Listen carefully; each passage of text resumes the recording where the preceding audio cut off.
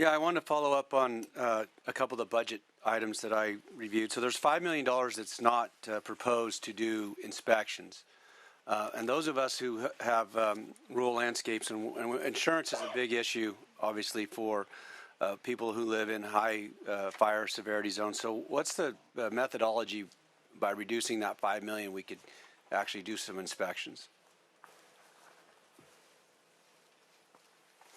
Again, Stephen Benson with the Department of Finance. So we're going to actually have an issue here in a minute. We'll talk about the general fund reductions more holistically. But specifically to that, what we were doing is taking a look at sort of risk base in line with trying to maintain as much funding as possible, and places where we were maintaining sort of majority of funding and places where perhaps there's some sort of other funding. So in that particular instance, there's a $5 million reduction in 22-23 from defensible space inspections, but we maintain $20 million of the overall investment. So that's about 80% of the funding.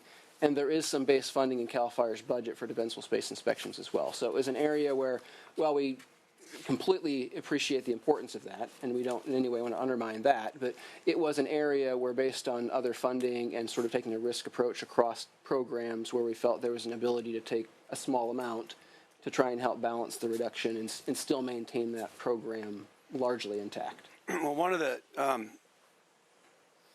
problems is there's really no lead agency to do the, I mean, if you have a local fire department or you have volunteer, there's no like certificate, something that says, hey, I did my work out there. And that's one of the things that we looked at.